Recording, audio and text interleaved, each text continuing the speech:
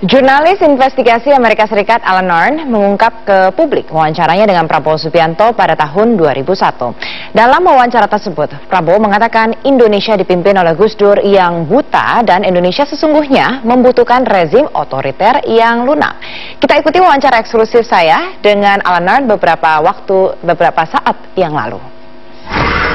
The purpose of the interview back in 2001? I was investigating some recent murders that apparently involved the army. So I wanted... This is in Timor, yeah? No, not in Timor. These were not murders. These murders happened elsewhere in Indonesia. Okay. So I wanted to ask Prabowo if he would give any inside information about those murders. So that's why I offered him anonymity. You mentioned in your blog, you mentioned a lot of information were disclosed during off-the-record conversations. How did you two get in deep conversations about sensitive issues, I must say? How did that happen? Well, we spoke for almost 4 hours. Prabowo said he did not know about those particular murders, but then he started talking about other topics. He said that Indonesia is not ready for democracy. Indonesia needs a benign authoritarian regime. He said he talked about... He said that we need dictatorship. Well, he said a benign authoritarian regime. All right. And then he talked about his admiration for General Pervez Musharraf of Pakistan, the military dictator of Pakistan. He said, Prabowo asked, do I have the guts to be called a fascist dictator? Musharraf had the guts. Right. And he also started ranting about Gus Dur, who was president at that time. Right. Prabowo said, the army even obeys a blind president. Imagine. Look at other countries. Tony Blair, Bush, Putin, Young, Ganteng, and we have a blind man. It's embarrassing. But this is off the record. He was speaking off the record, but I decided to open up what he said because Prabowo now has a chance to become president of Indonesia, and I feel that the Rakyat Indonesia have the right to hear the facts about him. It sounded that he was upset during that interview.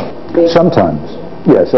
Sometimes he became emotional. The main topics on which he became emotional were, one, democracy, fascism, and Gus Dur. He was very animated, sometimes angry when talking about that.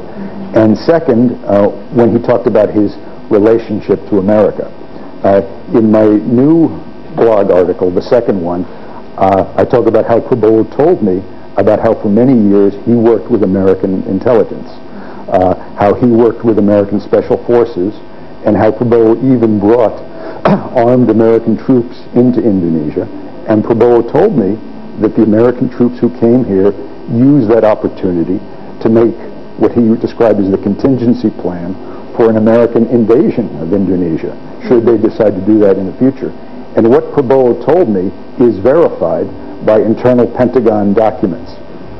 As I was saying, this is like an off-the-record conversation, and you finally choose to share it to us while he is running for the president. Right.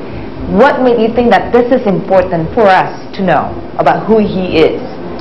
Because he is on the verge of assuming state power in Indonesia. He will be in command of the army. He will have the power to kill people through the aparat of Indonesia. And there is no one else, as far as I know, in Indonesia who has killed as many civilians as General Prabowo. And he admitted.